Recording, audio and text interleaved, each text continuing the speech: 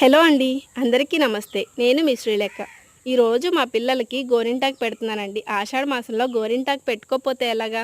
గోరింటాకు పెడితే చాలా మంచిదంటారు కదా ఆషాఢ మాసంలో. అసలు మెయిన్ బెనిఫిట్ ఏంటంటే వంటికి చలవ చేస్తుంది.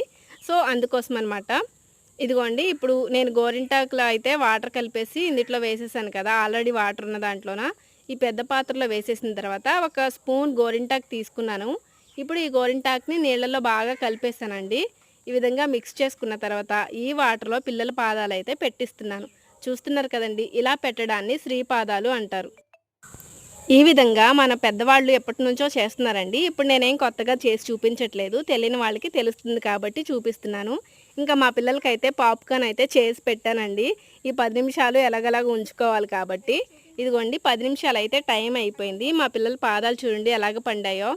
ఇదిగోండి చాలా బాగా పండాయి కదా! ఆరెంజ్ కలర్‌లో అయితే వచ్చేసింది. ఇంకొంచెం తిక్‌గా అయితే పండింది పర్లేదు. అదే మామూలుగా పాదాలకు పెట్టామంటే ఇల్లంతా చేసేసి అటు ఇటు తిరిగేసి మనల్ని ఏడిపించేస్తారు. ఆ బాధ లేకుండా ఉంటుంది ఇలా పెట్టామంటే. ఇంకా వాటర్ అంతా కూడా మొక్కల్లో వేసేస్తున్నాను. ఇక్కడ చూడండి మనం రాగి ఇత్తడి పాత్రలో పెట్టినట్లయితే ఇది కూడా క్లీన్ అయిపోతుందనమాట. అంటే ఒక దెబ్బకి 2 పిట్టలు అంటారు కదా! ఆ టైప్ అనమాట. చాలా బాగా క్లీన్ అయిపోయింది. వెనకాల చూసారు కదా ఏ కలర్‌లో ఉందో. మరి వీడియో మీ అందరికి నచ్చింది కదా! లైక్ చేసేయండి వీడియోని.